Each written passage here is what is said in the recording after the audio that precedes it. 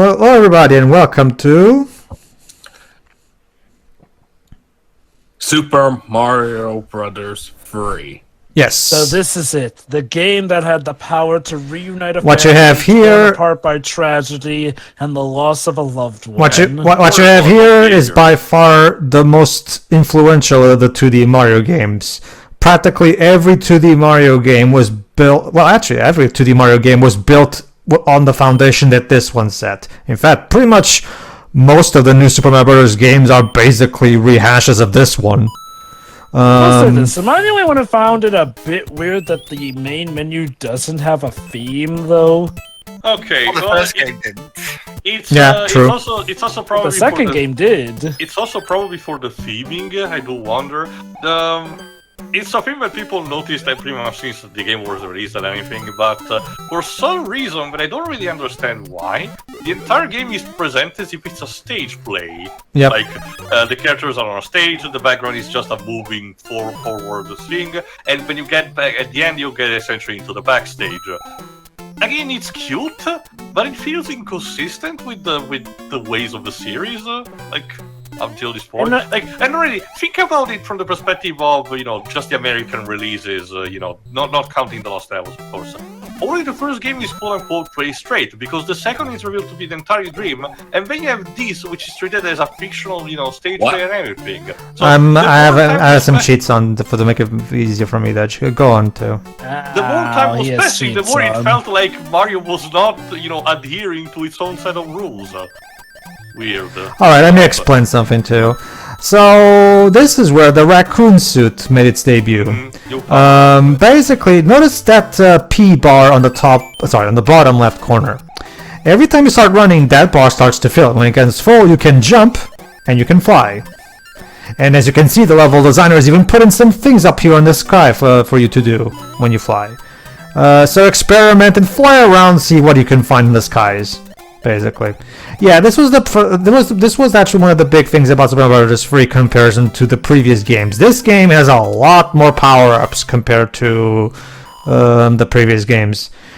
Miyamoto and his team really took the bedrock of the first game and they expanded the fuck out of it.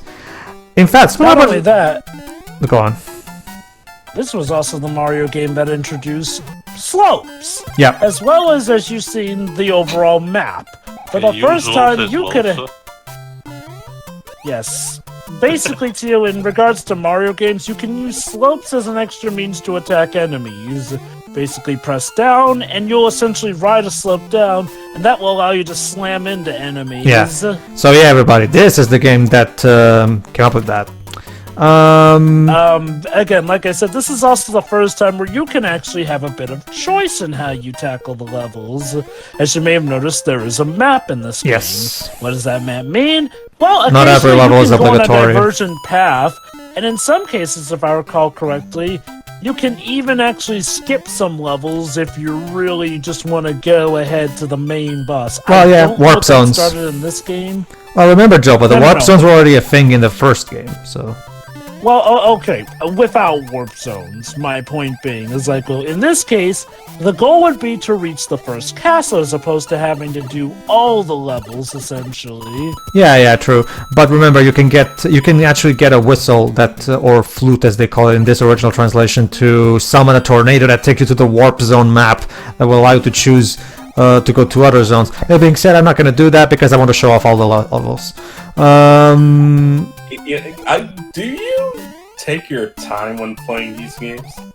Back when I was a kid, yes. No, just the way that you're playing through these levels. It's kind of different from me, because normally I don't want to say blitz through it, but... Well, you go through... running. Well, when it comes to Mario games, Dej, I don't know about you, if it helps you, I usually just try to play at my own pace. If I feel like going fast, I'll go fast. If I don't feel like going fast, I just kind of go with the whatever flow I'm in at the moment, I guess. So, to quote Yu-Gi-Oh! Zexo, Pedro, you're feeling the flow. How about you shut up? I didn't know you remembered that show too, Dej. Did you just summon your mom? Oh my god. count to 10. Moving on. The point is, it's like mentioning Ferf and Seraph to Teo, basically. I don't know what you're talking about, Jova. Sorry, Pedro. All I remember how it was how comfortable the carpet was. Good times. Nothing but good times on the show, folks. Well, here's the thing, Dej. Like, if it helps you, yes. Obviously, if I was playing this more fairly, I would take more time, so I'll make sure I don't get hurt and all that good jazz. I'm just making it. I think Dej's point was that you are taking your time as is. Was that what he was saying? Yeah. Like, most people I know who play these games usually go at a faster rate. They normally like to spam the run button. That. Not me. Like, remember Dej. I was already gaming even before Sonic was a thing, so I was born I started playing games at the time where platformers were, by very definition, slow-paced games. Where you just, take your time to make sure you do your jumps properly, which is a traditional platformer, much like Aladdin on the Super Nintendo was compared to the more high-speed action nature of the Mega Drive game. But yeah. For any audiences who have fine eagle ears, you may also recognize a lot of these theme tunes that will later become recurring in other bouts. I also have a cheat that allows me to press the select button to cycle between all the suits. So I can show them off really easily. But, okay. What was I going to say? Yeah, one thing you also notice in comparison to the first game, because remember, technically this is the first proper follow-up to the first game, because Lost Levels was more like an expansion, and USA was not originally a Mario game. So technically this is the first time that Miyamoto and his original team sat down and thought, okay, let's actually properly create a proper follow-up to the first game. And yeah, this was like 4 years after the first game, and you can tell because the graphics look much better. Koji Kondo composed a soundtrack that has much more variety to it. Very snappy. Yeah. It also is definitely one of my favorite takes on the underground theme. This would be the one that would introduce stuff like the drums remix of it. Basically, basically, pretty much all of the upcoming remixes of the underground theme are basically going to be based on the one from this game, basically. Okay, let me explain those cards. Let me explain those cards. Every time you go to the end of the level, instead of the pole. Oh, go ahead, Liz. Line up the pictures and get a prize. You only get one try. Yeah, and this is also the game that introduced the Toad minigames that gave you power-ups. Oh, wait. Sorry, this was pre-GameCube, so does it make him sound... Perfect. You failed. Too bad. Well, Debs, that was the voice you gave him in our commentary of the first game, so keep going. Go on, Jova. So, Pedro, since you're using cheats in this game, do you get the dream ship? No. If it helps you, Jova, I'm just trying to go through the... To be fair... Go on, Teo, go on. No, go on. No, go on. To be fair, Jova, there's not much to it outside of, coins. Not really, yeah. But no. Getting the dream ship is more so the famous thing about it. Like, sure, it's just coins, but no, the reason people remember to get there anyway, it kind of loses a bit of, luster to it. No. For as much as a bullshit it was originally getting there. I didn't think Pedro was going to use cheats. My point was that since he had cheats, it would be a lot easier for him to it would. Get up the circumstances for getting the dream ship. When it comes to playing Mario games, I'm usually more of the kind of guy who just kind of goes through level to level and just experiencing the levels as they go. I don't usually go out of my way to find warp zones. Like, even as a kid, I was just kind of like, you can use this trick to skip all these worlds. I'm like, nah, I want to play for all the worlds, actually. So, I was never that much into warp zones, even as a kid. Also, what is the music from Ninja Turtles coming? Get used to that character, because you're gonna see him a lot in this series. Remind me, Dej, what's his name again? Boom Boom. That's it. Yeah, he's so He only insignificant. appeared in this game and never appeared until like New Super Mario Bros. Wii. Well, actually, No, Dad. He wasn't even in New Super Mario Brothers Wii. He came back in New Super Mario Brothers Wii U. wasn't it like wait, what came out first? New Super Mario Brothers U Super Mario or Brothers 3D Land? DS. Because I remember he was in 3D Land. I know that. Oh, okay. Let You're me asking check. as to which of those came first? 3D Land came first, but let me just check. Oh yeah, Wait, he did return in 3D Land. No, there you go Wait, then. hold on. Did he Oh, come so- back in New Super Mario Brothers DS? No, he came back in New Super Mario Bros. U.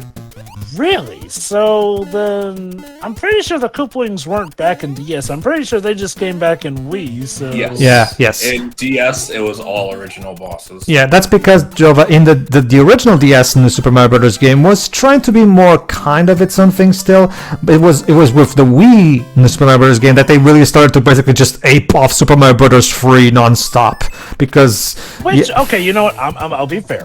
Wii was a perfectly fine time to do it. oh, it And it was. did it pretty good, too. But, yeah, no, the funny thing is that I'll admit, the first time I actually remembered Boom Boom was from playing New Super Mario Brothers U.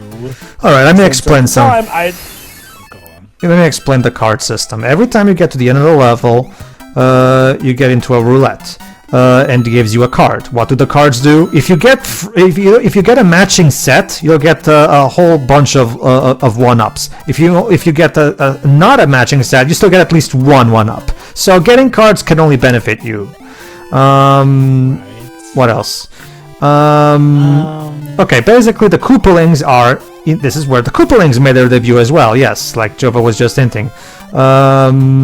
So yeah, let's get. In fact, let me. While Jova says whatever he's about to say, let me get the manual so we can once again read to see what the manual says. Go on. Back to what I was saying, believe it or not, I was familiar with this game. I actually didn't get around to playing it until much later. Like, my first ever run-in with Boom Boom was playing New Super Mario Brothers Wii U.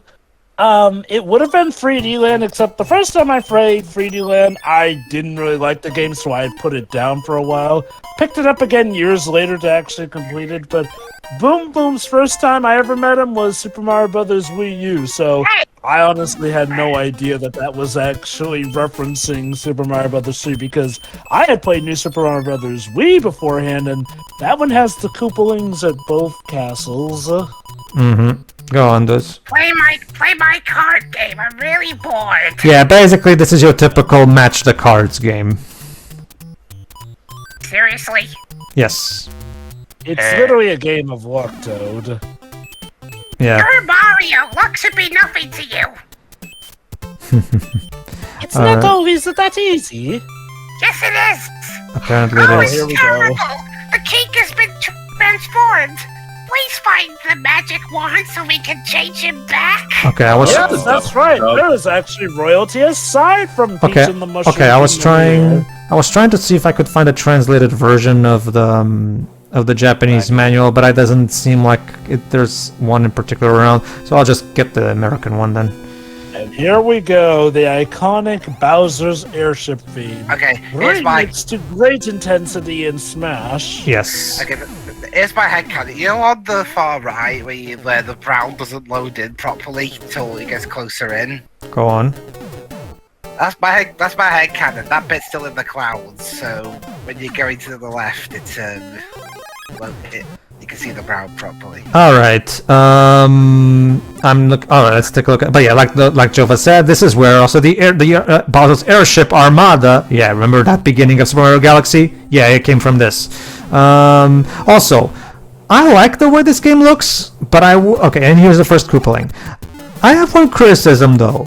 What did they do to Fire Mario? Remember, Fire Mario is not supposed to look like that. Why does it look all orange in this game? Hey, It's Joe, like it's covered in molten cheese. guys, I'm pretty sure that's actually Ice Mario since you picked up an ice flower. Actually, there's no Ice Mario in this game, Joe. Sorry.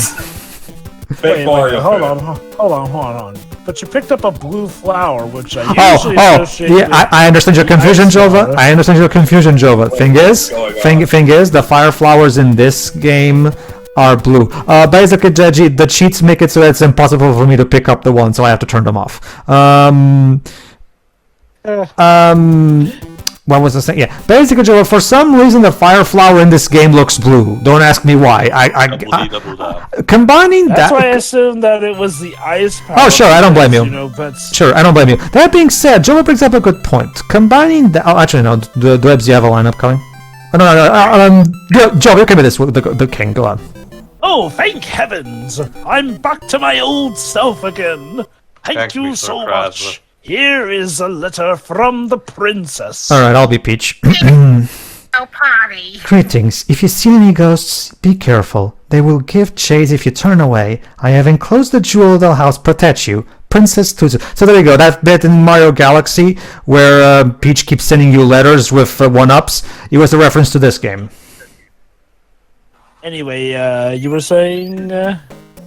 I was saying that, like Jova noted, yeah, while the game looks great for the most part, they did fuck up the coloring of some things. For some reason, the Fire Flower looks blue, and for some reason, Fire Mario looks all orange, even though we already know he's not supposed to look that. He's supposed to look with, the white shirt and the blue and the red overalls. What the fuck did they do to Fire Mario in this game? I think it's because of the palettes on the SNES that they. One thing I do notice is that this game seems to emphasize the color red a lot, so maybe they were afraid that they would blend in too much, even though, again, no, I'm sorry. Probably why.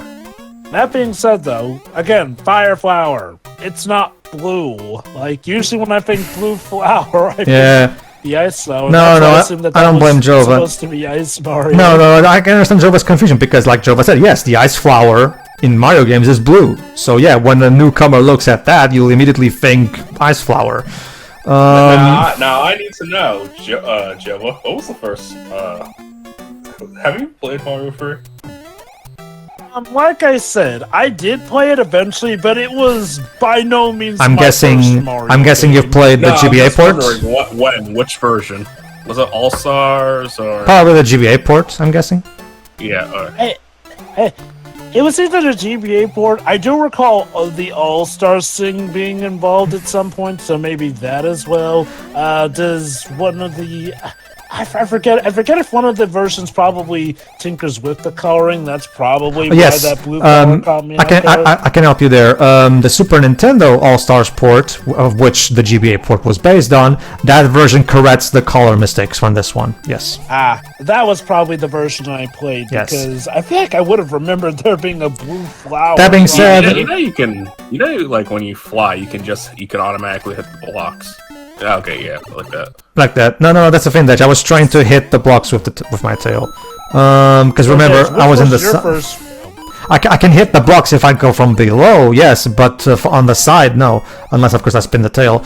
But, God, what was I going to say?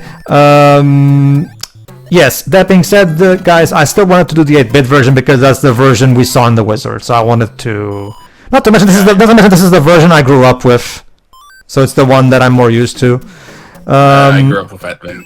By the way, and yes. Oh yeah, I was about to ask which version you grew up with, but yeah, no, that answers my question. Like, Mario, can you do this right this time? Yeah, you already read that. Sorry, whoops. Can I'll try to put a different spin on it. Let's bring up one of the more obvious things out of the way. I fucking love Koji Kondo's music in this game.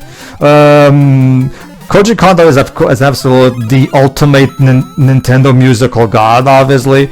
But yeah, and even by his standard, this is still an excellent soundtrack. Like, the athletic theme is amazing. Like, you might remember that as being referenced and used in Mario Galaxy. Pretty much topped only by World's athletic thing. Yeah, one thing that I will actually say about this game, one thing that's a weird oversight. For some reason, when you're Raccoon Mario, you can't use your tail attack while underwater, which is weird. So I can shoot fireballs underwater, but I can't spin my tail. But don't you see, the water pressure is too heavy on your tail. Sure. Yes, because as we all know, the Mario franchise has always been known for obeying the laws of physics. And in the wise words of George Wood, so much for realism. It's the Mushroom Kingdom, guys. Yeah. They kind of roll by their own rules. Okay. See? Gaming in the Clinton years, that guy. Hey. Yeah, basically. I'm just trying to demonstrate. See, I was trying to demonstrate that it's not my cheats. So just to make sure I can show you guys, it's not because my cheats were fucking up the game. So I turned them off just to demonstrate that yes, I can't do the tail attack underwater, which is a weird decision in my opinion. Go on. Might as well go back. So earlier I brought up the Dream Ship, probably known better as the White Ship, the Coin Ship, or the Treasure Ship. The reason I bring it up is, again, the infamous thing about that ship is that, believe it or not, there was a long point in time where it was debated if that ship ever really existed or if it was just a hallucination whenever somebody got it. Because the way of getting that ship is tougher than trying to uncover the Ark of the Covenant. Oh, look, guys, the debut of the Boos and the Flumps.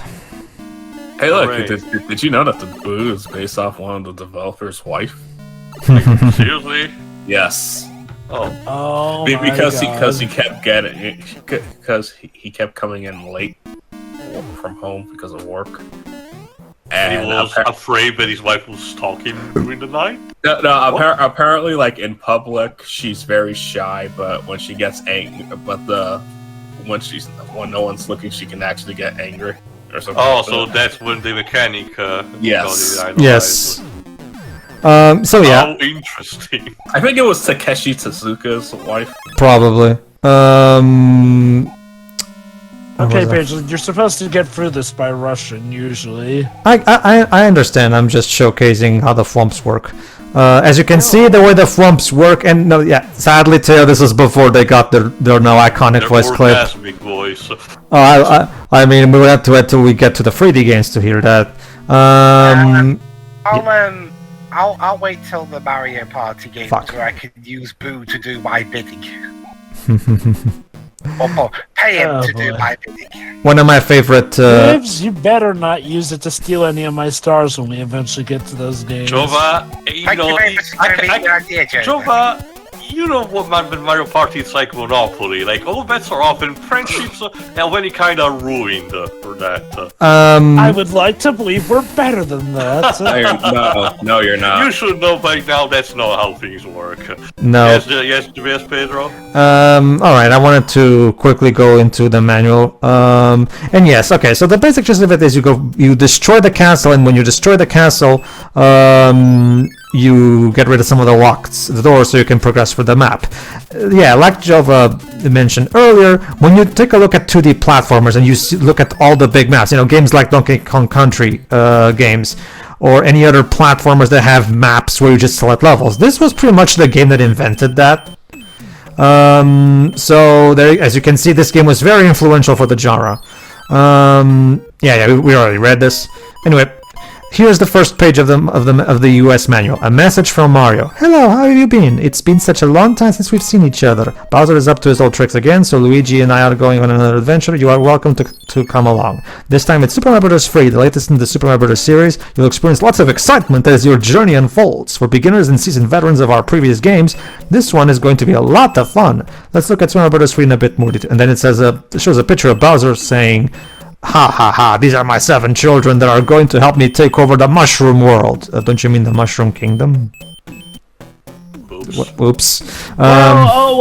Okay, to their credit, they probably wanted to take over the entire world of the Mushroom Kingdom, which, as we have seen in Odyssey, is apparently pretty big. Okay, to be fair, Joe, I've had to be blunt. The geography of the Mushroom Kingdom is always inconsistent. And if it's like a different continuity than the RPGs, I get it. But even in the games, it's always like slightly different. Again, Odyssey took it a step further by literally making it an entire planet. Okay, so might as well mention. Yes, whoops. How'd you trigger this music? Oh, it's the music box.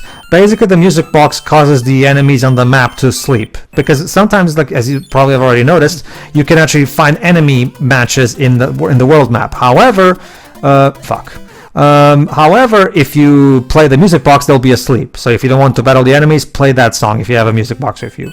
You can press B on the world map to access your inventory. So yeah, that whole bit of the inventory of items in the Super Mario Bros. Games, again, came from this game. It's interesting. When you get down to it, this game kind of even has a bit of an RPG element to it in that regard. That stuff that can even affect the enemies in the overfield. This game It's actually... more like Castlevania, in terms of platformer with items that provide gimmick that you can find. One of the best things as well is The reason that... I compare it to an RPG is because of the items that have that effect, though, on the enemies. Yes, Pedro? One of the best things as well is that the difficulty has been very well balanced compared to the original Mario 2, but because this game also introduced the idea that if you have Raccoon Mario, for example, and you get hit, you don't automatically go back to Small Mario. You go back to Super Mario, and you have to. So this is something that has now become the standard, and it started here. Yeah, that's basically it. Moving on, and there you go. I also really love the level complete jingle. Yeah. All right. So these are Bowser's kids in the manual. Larry Koopa, which is the one we fought earlier.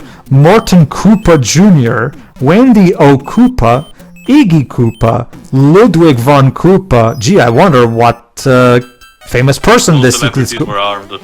Lemmy Koopa and Roy Koopa. Just Roy Koopa. Okay. If I recall correctly, technically all the Koopalings were based off a famous. Also, Angela, I have to mention this. Oh, no. One of your enemies in Super Mario 3 is, get this, the fucking sun. Yeah, the sun. How are you not roasting alive now? It's a video game. So, just built differently. So, considering the origin of the creation of Chain Chomp, I have to wonder, did Miyamoto go to the beach and get a sunburn and therefore that turns the sun? That's the only explanation I can imagine. Actually, you know what? Let me get on the Mario Wiki. I wanna see if there is a reason. I mean, again, Miyamoto's inspiration for a lot of these enemies is very interesting, to say the least. And yeah, as you can see, compared to the first game, there's a crap ton more content in this game. There's a lot more levels. That being said, as you might have noticed, even though there's a lot more quantity of levels, the levels are definitely much more bite-sized in comparison to the first game. Something had to give, unfortunately. Yeah. It's not even all unfortunate. Like, some levels are well paced here and there. I will say that some do feel a little too short.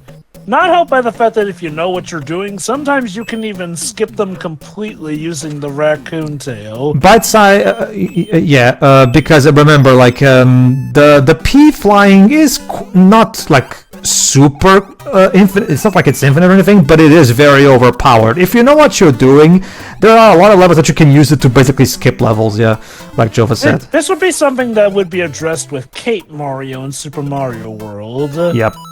Because in Mario World, the Cape Mario is something that requires the player to basically balance out the wind, basically, so it's not as abusable as in this game. Don't get me wrong, Cape Mario is fun, but it can be incredibly broken. It can, in yes. a platformer. Okay, it doesn't mention here any Easter egg behind the creation of this enemy, so we can just assume they were like Miyamoto and the others were like, what would be a great way to ambush the player? If we have a background element that you don't expect come to life and kill them. I guess that was the thought process. Seriously though, no, the absolute sun wants to kill you. Yep. And yes, by the way, the world 2 is the desert world, just like in every new Super Mario Bros. Game. It's his favorite. Sorry, Devs. The hammer. Okay. The hammer allows you to break rocks on the world map. What does that mean? Okay, notice that rock that's actually blocking one of the paths. You can break that with a hammer. It was a big rock. That being said, it doesn't really come into play that much. You can basically go through the entire game without bothering with this. Go on. You were saying? Like I said, it's interesting how they have a lot of RPG-esque aspects that really do flesh out the gameplay. Like you got your map, the items that can be used to affect areas over time and whatnot. Mm-hmm. Again, like, no, this is relatively, ironically, a pretty good and complex Mario experience. For the time, yeah. Well, like I said, yeah, you can tell that Miyamoto and his team were like, okay, let's make the best possible Mario game we can make with this hardware. And holy cow, did they succeed! To the point where this game is still being is still influencing platformers to this very day. I agree in terms of gameplay mechanics. On the aesthetics, not completely. Like a lot of the sprite design is actually, fine enough. And a lot of the concept introduced, like Koopa links, where it became mainstay. But I think, the aesthetic, the way the sprites of characters actually looked in the first, at least in the first game, was a bit better. Not to mention in terms of clunky, but like color distribution, and background also, how it looked. I get the feeling I'll too. say this also, Go on.